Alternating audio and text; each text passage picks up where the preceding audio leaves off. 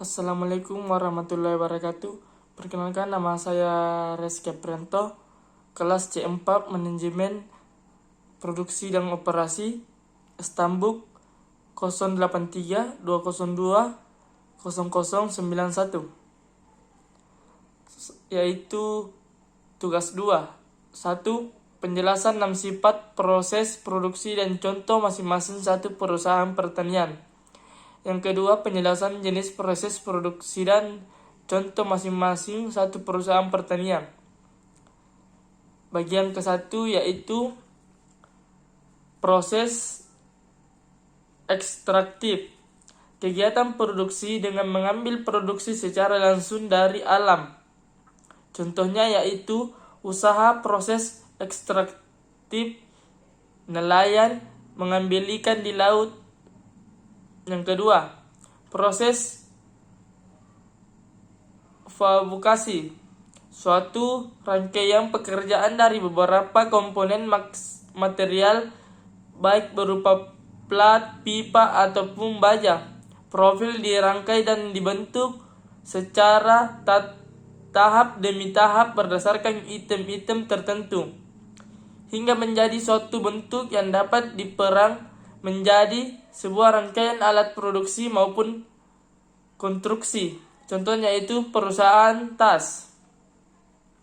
Bagian ketiga, proses analitik. Kegiatan produksi yang melakukan pemisahan suatu produksi menjadi lebih banyak dengan bentuk yang mirip seperti aslinya. Contohnya yaitu minyak bumi menjadi bensin solar. Yang keempat yaitu ada 2. Proses sintetik dan proses perakitan.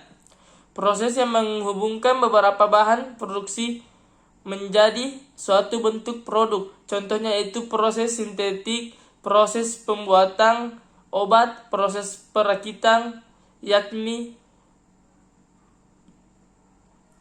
perusahaan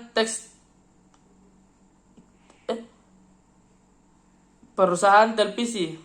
Yang keenam, proses penciptaan jasa-jasa administratif. Suatu produksi yang memberikan jasa administrasi kepada perusahaan yang lain atau lembaga-lembaga yang memerlukannya. Contohnya itu lembaga konsultan manajemen.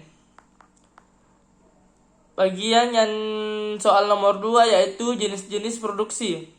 1. Proses produksi terus-menerus.